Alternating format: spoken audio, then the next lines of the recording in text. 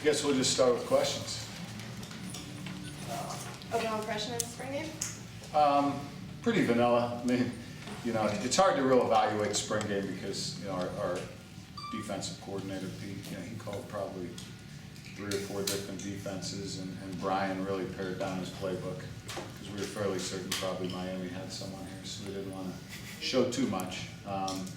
So it's more about looking at the tape and looking at the fundamentals and the tackling and that kind of thing than the actual competition. But it was fun. You guys played hard. It was hot.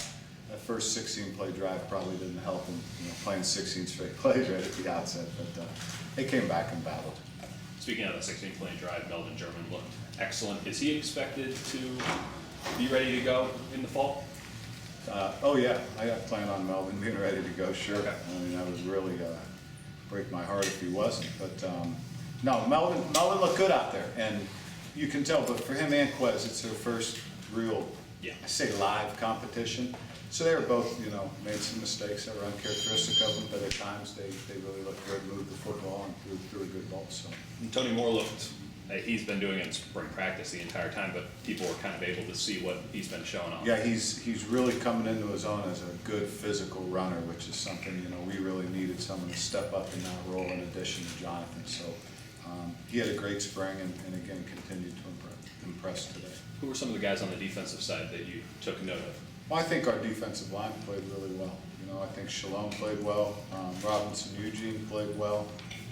Brandon Bryant had another solid day. So I think all 3 of those guys.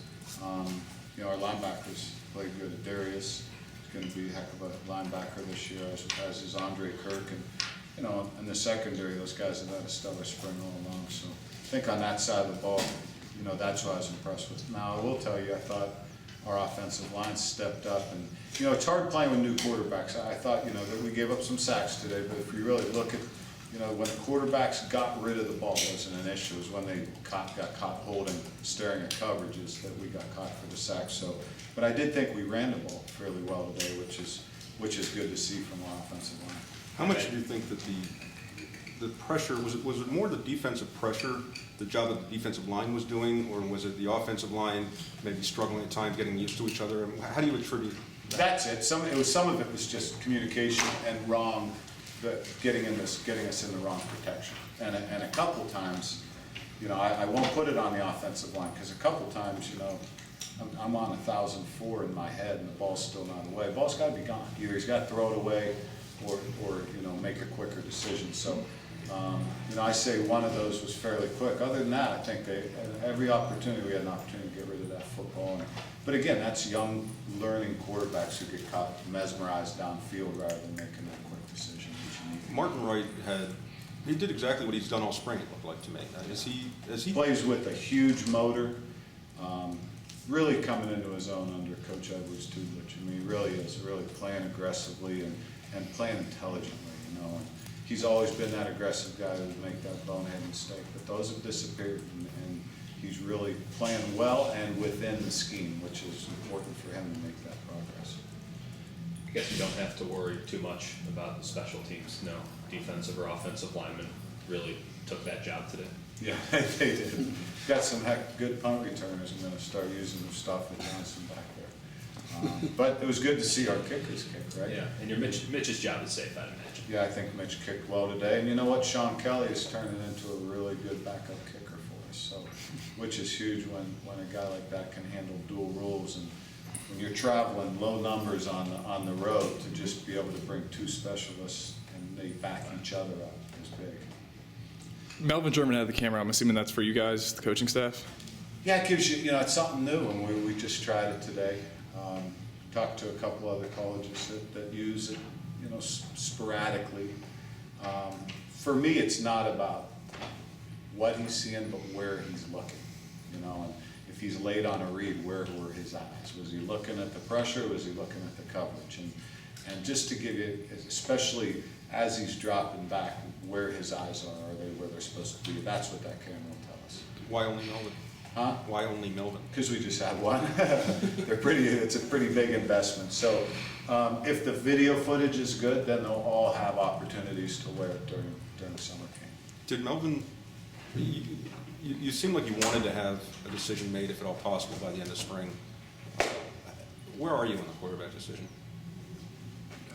We're not a professional team. I mean, to me, you know, I thought Melvin had a great spring, and right now I'd probably say he's a little bit ahead of the other two, but I can't name a starter, you know, like an NFL team will, based on their contract.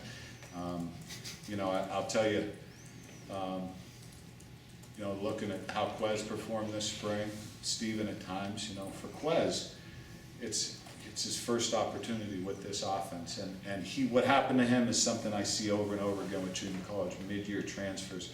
They come out of the gates really fast, they look really good, they look sharp, and then the whole offense, you know, we keep adding and adding and adding, and then they start to swim in it a little bit, and suddenly his decision-making isn't as good, and he's not quite as confident. So what I plan on seeing when they come back in August is a much more heated battle between those two, really, especially, and I think Quez is going to be a more confident quarterback, having gotten this spring behind him and gotten some additional work this summer. So I plan on it being a very good battle, at least a week or two into fall camp. It seems like German tucked the ball and ran a lot of times. Is there any durability concerns there? Durability, well, he's 225 or 220.